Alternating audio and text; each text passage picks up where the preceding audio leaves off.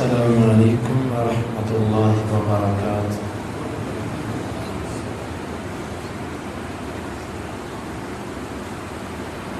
الحمد للہ حمدا کثیرا طیبا مبارکا فیہ، اللہم صل وسلم علی نبینا محمد۔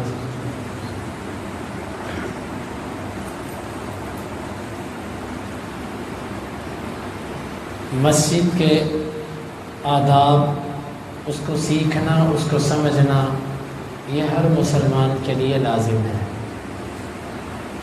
کیونکہ مسجد اللہ تعالیٰ کا وہ گھر ہے، یہ وہ مکتب ہے، یہ وہ تعلیم، علم سیکھنے کی جگہ ہے کہ جہاں سے انسان کو بہت کچھ ملتا ہے۔ اس مسجد کے آداب میں سب سے پہلی چیز کہ جب آپ مسجد میں آئیں تو داخل ہوتے وقت دایاں پاؤں رکھیے۔ اس چیز کا خیال کریں، اپنے بچوں کو بھی تربیت دیں کہ دایاں پاؤں پہلے داخل کریں، اور دعا پڑھیں، اللہم افتح لی ابواب رحمتک۔ اور بھی دعائیں آتی ہیں، یہ ایک مختصر سی دعا، اللہ میرے لیے اپنی رحمت کے دروازے کھول دے۔ مطلب اس گھر کے اندر جو کچھ ہے وہ اللہ کی رحمتیں ہیں، اور اللہ سے بندہ دعا کرتا ہے کہ اللہ میں اس گھر میں آؤں تو دروازے کھل جائیں میرے لیے، ایسا نہ ہو کہ میں گھر میں بھی جاؤں اور دروازے بند رہیں، اپنی رحمت کے دروازے میرے لیے کھول دیں۔ اس کے بعد آپ جوتا اتاریے، جوتا اتارتے وقت آپ بایاں پاؤں پہلے باہر نکالیں گے اور دایاں بعد میں۔ آپ کی یہ سنت تھی، جب آپ جوتا اتارتے تھے تو پہلے بایاں پاؤں باہر نکالتے اور بعد میں دائیں سے نکالتے، اور جب جوتا پہنتے تو پہلے دایاں اور پھر بایاں۔ جوتے کو اس کی جگہ پہ رکھیے، اس کے بعد آپ نماز کے لیے مسجد آ جائیے، کیونکہ اصل وضو وہ ہے جو آپ اپنے گھر سے کر کے آئیں، اور کوشش کیجئے کہ وضو اپنے گھروں سے کر کے آئیں۔ اس پر انشاءاللہ بیان کریں گے کہ گھر سے وضو کر کے آنے والے کی فضیلت کیا ہے۔ مسجد کے اندر وضو مجبوری کی حالت میں ہے، یعنی کہ جائز نہیں ہے، جائز ہے، لیکن کوشش کریں کہ آپ مسجد میں وضو مجبوری کی حالت میں کریں۔ مسجد میں آ کے وضو ٹوٹ گیا، آپ یہاں پہ کر لیں۔ آپ گھر سے نہیں آئے، کہیں سفر پہ تھے، سیدھا مسجد آئے، یہاں پہ وضو کر لیجئے، لیکن بالعموم کوشش کریں کہ آپ وضو گھر سے کر کے آئیں۔ پھر آتے سار آپ 2 رکعات پڑھیے، جس کو تحیۃ المسجد کہتے ہیں۔ تحیہ کا معنی ہوتا ہے تحفہ، مسجد کا تحفہ، یعنی مسجد میں داخل ہونے کا آپ نے تحفہ پیش کیا۔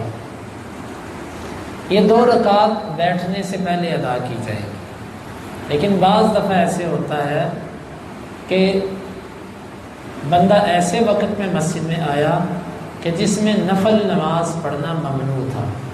یہ تحیۃ المسجد فرض ہے کہ سنت ہے، اس میں جو ہمیں سمجھ آتی ہے، درست اللہ کو معلوم ہے کہ یہ سنت ہے، مؤکد تاکید اس کی بہت ہے۔ صرف اس کو یہ کہہ کہ چھوڑ نہیں دینا چاہیے جی سنت ہی ہے نا، اتنا کہہ کے چھوڑنا نہیں چاہیے، اس کو پڑھنا چاہیے کیونکہ سنت ہے، لیکن آپ نے اس کی بڑی تاکید کی، 2 رکعتیں پڑھنی ہیں۔ بعض دفعہ آپ ایسے وقت میں مسجد میں آئے کہ جن اوقات میں نفل نماز ممنوع ہے۔ یہ اوقات کون سے ہیں، یہ نوٹ کیجیے۔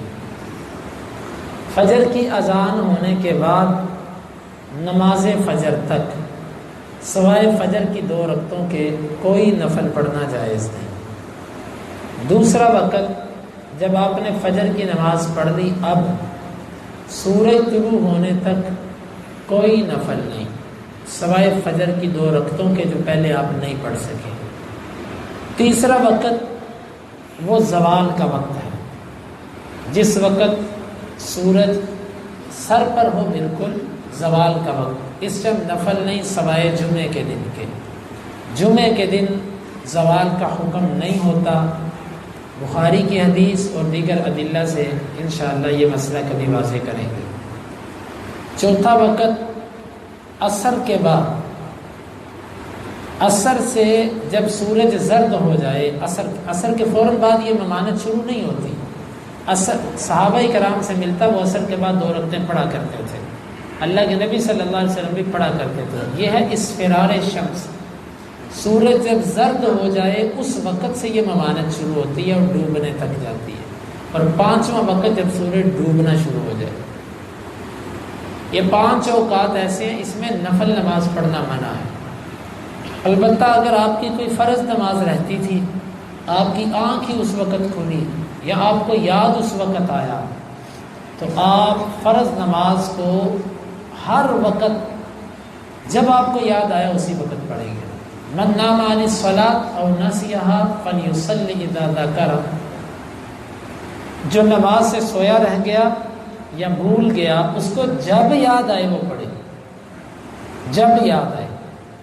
تو اس کے لیے کوئی ممنوع وقت نہیں ہے. کچھ جگہ ایسی ہیں کہ اس میں کوئی ممانت نہیں ہوتی. ایک تو جمعے کا دن ہے کہ اس میں زوال نہیں ہوتا، اور ایک وقت ایک جگہ مکہ ہے. بیت اللہ کے اندر جب آپ ہوں آپ کے لیے کوئی ممنوع وقت نہیں ہے. آپ نے کہا تھا یا بنی عبد مناف لا تمنعوا احدا فی هذا البیت صلی فی ای وقت شاء او کما قال.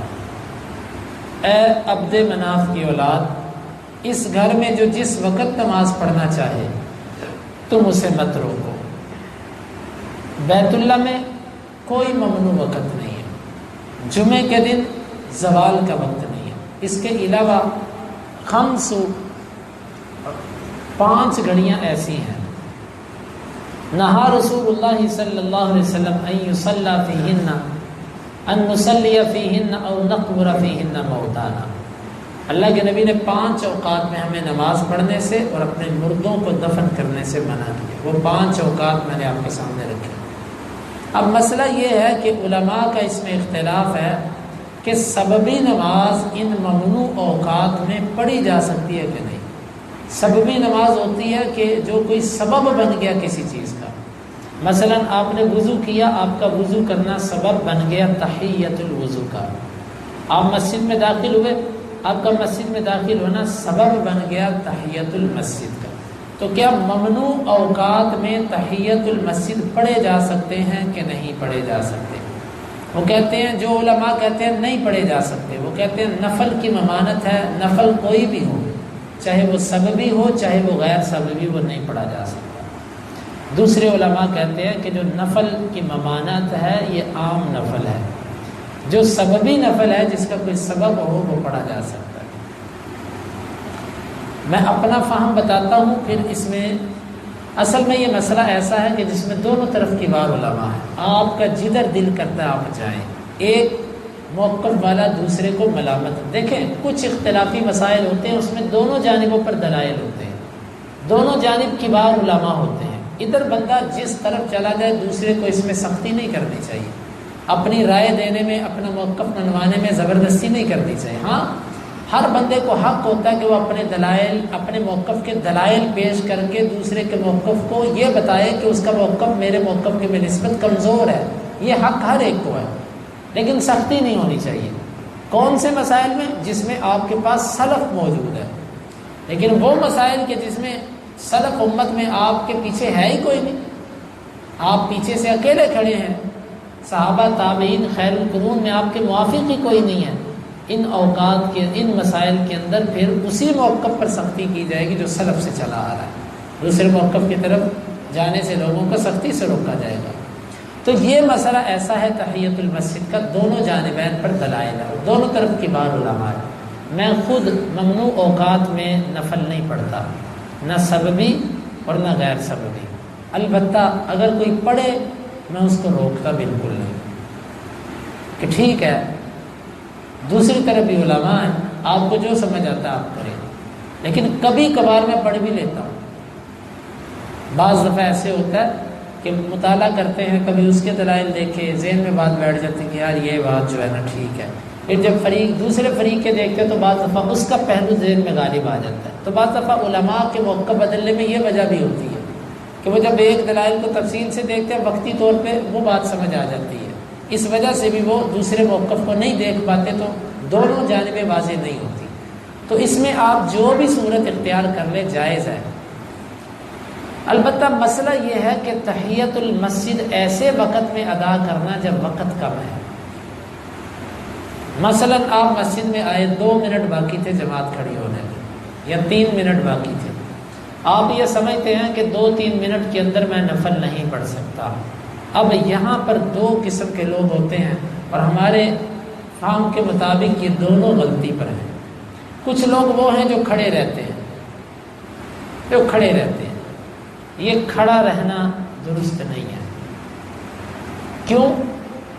یہ جو اللہ کے نبی صلی اللہ علیہ وسلم نے فرمایا نا کہ کوئی بیٹھے نہ، یہ مسجد کے اندر بیٹھنے کے نفل نہیں ہوتے، تحیۃ جلوس المسجد نہیں ہے یہ کہ مسجد میں بیٹھنے کے 2 نفل، یہ مسجد میں داخل ہونے کے نفل ہے۔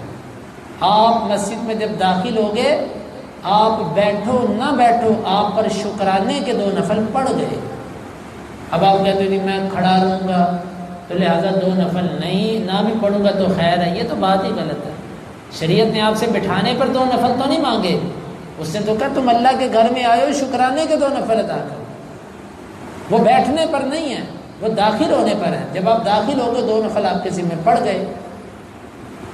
اب اگلا مسئلہ ہے کہ جب آپ 2 نفل پڑھ نہیں سکتے تو پھر کھڑے رہنے کا فائدہ، بلکہ کھڑے رہنے سے ایک اور حدیث کی مخالفت ہوتی ہے۔ وہ حدیث یہ ہے کہ آپ صلی اللہ علیہ وسلم نے فرمایا کہ لا تقوموا حتی ترونی، صحیح مسلم کی دیگر کتابوں میں آتا ہے جب تک تم مجھے نہ دیکھ لو تم کھڑے مت ہو۔ اب امام مصلی کے لیے نہیں آیا لیکن آپ کھڑے ہیں، آپ گھڑی کو دیکھتے ہیں، اور ہمارے ادھر ایک غلطی تو عام پائی جاتی ہے، آپ نے فرمایا امام جب مصلی کی طرف آئے تو کھڑے ہو جاؤ، اور ہمارے سب لوگ اس 2 پر کھڑے ہوتے ہیں۔ یہ گھڑی جب کرتی ہے نا 2، امام ہو نہ ہو سب لوگ کھڑے ہو جاتے ہیں، پھر پیچھے مڑ مڑ کے دیکھنا شروع کر دیتے ہیں کہ امام صاحب آئے ہیں کہ نہیں آئے۔ دیکھیں ہر چیز کا ایک مقام ہے، آپ ایک عالم کی عزت کریں یا نہ کریں، شریعت نے امام کو یہ مقام دیا ہے کہ نماز اس کی مرضی کے مطابق 2-4 منٹ، یہ 2-4 منٹ کے لفظ میرے ہیں، امام کی مرضی کے مطابق نماز کے وقت میں تقدیم و تاخیر ہو سکتی ہے، اس کا انتظار بھی کرنا ہے، اگر وہ جلدی پڑھاتا ہے تو اس کے پیچھے کھڑے ہو کے پڑھنا بھی ہے۔ بعض دفعہ امام مصلی پہ آ جاتا ہے، لوگ بیٹھے ہوتے ہیں کہ 2 نہیں ہوا، یہ ایک نئی مصیبت ہے۔ اس کی وجہ سے نہ کھڑے ہونا نہ بیٹھنا ہے، امام کی وجہ سے کھڑے ہونا ہے۔ تو جو بندہ 2 منٹ رہتے ہیں یا 3 منٹ رہتے ہیں وہ کھڑا ہو جاتا ہے، اس کا یہ عمل ٹھیک نہیں ہے۔ اسی طرح بعض لوگ کہتے ہیں کہ حدیث میں آیا بیٹھو نہیں، اس کو کہتے ہیں قید اغلبی۔ عام طور پر بندہ جب مسجد میں داخل ہوتا ہے تو کیا کرتا ہے؟ سب سے پہلے بیٹھتا ہی ہے نا۔ بندہ جہاں کہیں بھی جاتا ہے سب سے پہلے کیا کرتا ہے؟ آپ کسی بھی جگہ جائیں وہ سب سے پہلے آپ کو کیا کہے گا؟ تشریف رکھیں۔ دنیا میں پہلا کام کسی کو ملنے کے بعد کیا ہوتا ہے؟ بیٹھنا۔ تو شریعت نے یہ کہا ہے کہ پہلا کام کرنے سے پہلے بھی تم نے 2 رکعت پڑھ لی، اس کا وقت یہ بتایا کہ بیٹھنے سے پہلے پڑھ لی۔ یہ مطلب نہیں ہے کہ اگر تم نے پڑھنی نہیں تو بیٹھو بھی نہ، گویا کہ یہ آپ نے قید وقت بتانے کے لیے لگائی ہے کہ یہ 2 رکعت اس وقت پڑھنی ہے جب تم بیٹھے نہیں۔ اگر تم بیٹھ گئے پھر 2 رکعتیں گئی، اس کی قضائی نہیں ہے۔ تو لہٰذا یہ بات سمجھیے کہ یہ قید احترازی نہیں ہے، یہ قید ایسی نہیں ہے کہ اگر جناب آپ نہیں بیٹھیں گے تو آپ پر 2 رکعتیں نہیں پڑیں گی، بلکہ مصنفات کے اندر صحابہ کے آثار سے یہ بات معلوم ہوتی ہے مسجد میں داخل ہونے کے نفل ہے، یہ بیٹھنے کے نفل نہیں ہے۔ تو جب 2-3 منٹ رہتے ہیں آپ کیوں کھڑے رہتے ہیں؟ البتہ یہاں پر دوسرے علماء ہیں جو اس بات کو کہتے ہیں کہ نہیں بیٹھنا، لیکن میں نے آپ کو اس مسئلے کے دلائل واضح کر دیے تاکہ آپ کا سینہ کھل جائے جس طرح بھی آپ کا میدان ہے۔ دوسری بات یہ ہے کہ 2-3 منٹ رہتے ہیں اور دوسرا فریق ایک ہے جو نفل شروع کر دیتا ہے، وہ کہتے ہیں جی کوئی بات نہیں، ایک پڑھی جائے گی پھر پڑھ کے سلام پھیر دیں گے۔ آپ کو پتہ ہے کہ آپ نے ایک عمل پورا نہیں کرنا، جان بوجھ کے اس کو شروع کرنا اور پھر اس کو توڑنا، یہ جائز ہے؟ یہ بالکل غلط عمل۔ ہاں ایک ایسی مسجد جہاں پر گھڑیاں نہیں ہیں، جہاں پر نماز کا وقت مقرر نہیں ہے، جب امام آئے گا نماز پڑھائے گا، آپ کو پتہ ہی نہیں ہے کتنے بجے نماز، اذان ہو چکی ہے لیکن نماز کھڑی ہونے کا کوئی وقت نہیں۔ جس طرح میں پشاور میں جب پڑھا ہوں تو ہمارے گھڑیاں لگی تھی، اذان کا ٹائم تھا لیکن نماز کا وقت وہ ہوتا تھا جب ہمارے شیخ آتے تھے، انہوں نے جب آنا ہے مکبر نے تکبیر شروع کر دینی، چاہے وہ جلدی آئیں چاہے وہ دیر سے آئیں، کیونکہ امام ہے۔ اسی طرح یہ حدیث کے اندر بھی نبی صلی اللہ علیہ وسلم جب نکلتے تھے صحابہ کرام تکبیر کہتے تھے۔ اگر تو کسی مسجد میں ایسا طریقہ ہے جہاں گھڑی کے مطابق وقت نہیں ہے تو وہاں پر لوگ نفل شروع کر دیں، پتہ نہیں امام صاحب کب آئیں گے، پتہ نہیں ہے نا، آپ شروع کر دیں، امام صاحب آگے آپ چھوڑ دیں، کوئی حرج نہیں۔ لیکن ایک چیز کا آپ کو پتہ ہے کہ میرے 2 نفل پورے نہیں ہونے، میں نے 1 رکعت پڑھنی ہے، آدھی پڑھنی ہے، 1.5 پڑھنی ہے، پھر میں نے سلام پھیرنا ہی پھیرنا ہے۔ آپ جان بوجھ کے ایسا عمل کیوں کرتے ہیں جس کا آپ کو یقین ہے کہ آپ پورا نہیں کریں گے؟ یہ درست نہیں ہے۔ وقت کم ہے، بیٹھ جائیے، نفل نہ شروع کیجیے، بیٹھ کر امام کا انتظار کیجیے۔ یہ ہے تحیۃ المسجد کا مسئلہ جس کا مسجد کے آداب کے ساتھ تعلق ہے۔ مسجد میں داخل ہوتے وقت اونچی آواز سے سلام کرنا یہ کسی ادب کے اندر نہیں آتا، اور نہ ہی مطلق سلام مسجد کے آداب میں سے۔ کئی لوگوں نے لکھا مسجد میں داخل ہونے کے آداب میں سے سلام ہے، دلیل کوئی دلیل نہیں ہے۔ یہ ہم لوگوں کی مسجدوں میں یہ طریقہ چلا ہوا ہے، مسجد میں السلام علیکم ورحمۃ اللہ، 1 2 3 4 5 10 20 25 بندے 30 بندے سلام پہ سلام۔ جو بندہ نفل پڑھ رہا ہے، جو ذکر کر رہا ہے، اس کی توجہ کدھر گئی؟ مسجد سے نکلتے وقت بھی یہی کیفیت ہے، ایک سلام یہاں سے کر کے جاتے ہیں، ایک ادھر جا کے کر کے جاتے ہیں اونچی آواز میں۔ اللہ کے بندو اس کی دلیل تو طلب کر لو کسی سے۔ ایک روایت ہے کہ جس کو پتہ نہیں کس طریقے سے پیش کرتے ہیں کہ جی صحابہ کرام اللہ کے نبی پر سلام کرتے تھے۔ یہ روایت عام طور پر تو عبداللہ بن مسعود کی ہے کہ وہ جب حبشہ سے آئے تھے تو انہوں نے ایسے کیا تھا۔ چلو اور صحابہ کے بارے میں بھی بحقی وغیرہ میں ایسے لفظ ہیں، لیکن ہم کہتے ہیں کہ صحابہ کا یہ معمول کتنا تھا، مسجد میں داخل ہوتے وقت وہ کتنی دفعہ سلام کرتے تھے۔ 5 وقت وہ مسجد میں آتے تھے، ایک ایک عمل لکھا ہوا صحابہ کا بھی، اللہ کے نبی سے سب کہیں ملتا ہے کہ وہ مسجد میں داخل ہوتے وقت سلام اونچی کرتے تھے؟ یہ مسئلہ اس میں بھی افراط و تفریط ہے ہمارے لوگوں کے اندر۔ آپ نے اگر سلام کرنا ہے تو سلام کسی بندے پر کرنا ہے، بلڈنگ اور عمارت پر سلام نہیں کرنا۔ وہ جو روایت ہے گھروں میں داخل ہو تو سلام کرو، خالی گھر میں بھی سلام کرو، وہ تو روایت ہی ضعیف ہے۔ سلام کسی بندے پر کرنا ہے، بلڈنگ پر تھوڑی کرنا ہے، چھتوں کو تھوڑی سنانا ہے اونچی سلام۔ آپ نے جہاں پر آ کر بیٹھنا ہے آپ نے سلام کرنا ہے نا، آپ نے 30 نیکیاں لینی ہیں۔ آپ نے جہاں بیٹھنا ہے وہاں پر قریب آ کر اپنے ساتھی کو کہیں السلام علیکم ورحمۃ اللہ، سلام ہو گیا، آپ کو اجر بھی مل گیا۔ لیکن کسی کی عبادت میں آپ مخل نہیں ہوئے، آپ نے کسی کو خلل میں نہیں داخل کیا۔ تو اللہ کے لیے یہ جو اونچی سلام کے جو معاملے ہیں نا، اس پر کوئی دلیل نہیں ہے کسی کے پاس، اور نہ یہ مسجد کے آداب میں سے ہے۔ سلام کرنا ساتھی پر کیجئے، آہستہ آواز میں کیجئے، بس اتنا۔ نہیں بھی کرتے تو ٹھیک ہے، لوگ نماز پڑھ رہے ہیں، نوافل پڑھ رہے ہیں، آپ اپنی عبادت کیجئے، ان کو چھوڑ دی، اور نیکیاں تھوڑی ہیں لینے والی، چھوڑ دیجئے۔ اور اسی طرح یہ سلام کے بعد مسجد سے نکلتے وقت مسجد میں بیٹھے ہوئے اکثر لوگ آپس میں باتیں کرتے ہیں، ادھر ادھر دیکھتے ہیں، گھڑیوں کو دیکھ کر دائیں بائیں ٹائم پاس کرتے ہیں۔ اللہ کے بندو، آپ بادشاہ کے گھر پہ آئے ہو، رب کے دربار پہ آئے ہو، اس کے آفس میں بیٹھے ہو، با ادب ہو کے بیٹھو۔ ادب پہلا قرینہ ہے محبت کے قرینوں میں، با ادب ہو کے بیٹھو، سر جھکا کے۔ آپ کو پتہ ہے کہ آپ جو آ گئے ہیں آپ نماز میں لکھے جا رہے ہیں۔ حدیث میں آتا ہے جب کوئی بندہ مسجد میں آ جاتا ہے اور وہ نماز کے انتظار میں بیٹھتا ہے تو وہ نماز میں لکھا جاتا ہے، بلکہ گھر سے جب چلتا ہے نماز کے لیے وہ نماز میں لکھا جاتا ہے۔ اس لیے گھر سے چلتے وقت ہی با ادب ہو کے چلیے، ضرورت کے بغیر موبائل نہ دیکھیے، ضرورت کے بغیر دائیں بائیں نہ دیکھیے، ضرورت کے بغیر کسی سے بات نہ کیجیے۔ مسجد میں آئیے، باادب ہو کے سر جھکا کے بیٹھ جائیے. اپنے بچوں کو یہ آداب سکھائیے. اللہ کا ذکر کیجئے، اللہ سے دعا کیجئے، قرآن مجید کی تلاوت کیجئے، نوافل ادا کیجئے. آپ کا اس کے سوا اور کوئی کام نہیں ہونا چاہیے. یہ مسجد کے آداب میں سے. آپ جتنا باادب ہو کر بیٹھیں گے نا، آپ کا باادب ہو کر بیٹھنا بھی ایک دعا ہے، کیونکہ آپ جس کے گھر پہ آئے ہیں وہ آپ کے دل کی حاجات کو جانتا ہے. وہ بن مانگے بھی آپ کو دے گا. آپ باادب بنیے. اور اسی طرح مسجد سے نکلتے وقت کچھ چیزیں اختصار کر رہا ہوں، پھر انشاءاللہ بتاؤں گا. مسجد سے نکلتے وقت جوتا پکڑ کے ایسے اوپر سے ہم پھینکتے ہیں، ٹھک.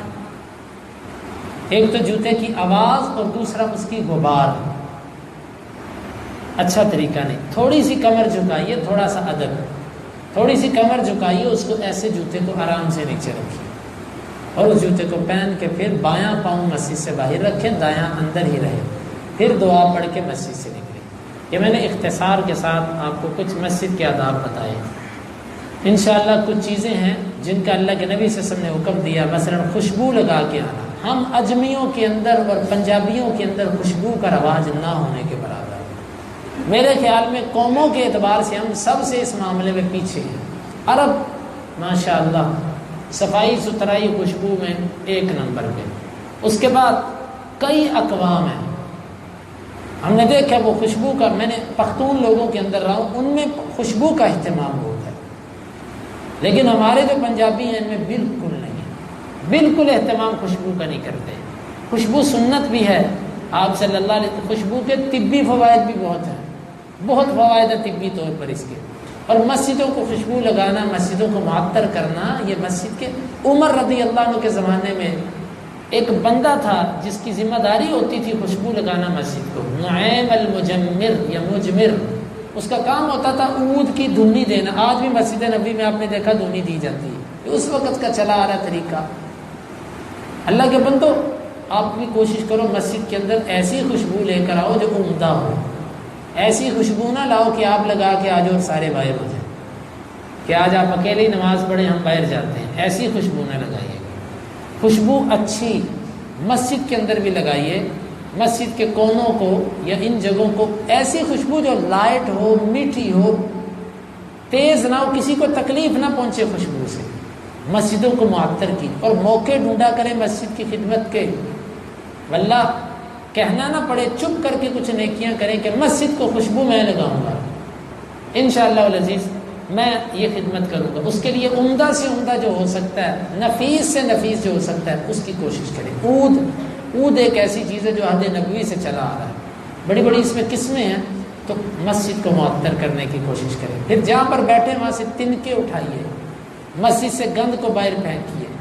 آپ جہاں پر نماز پڑھتے ہیں کرسی وہیں پہ چھوڑ جاتے ہیں. میں تو ان کرسیوں کو بڑا میرا دل کڑتا ہے اس پہ.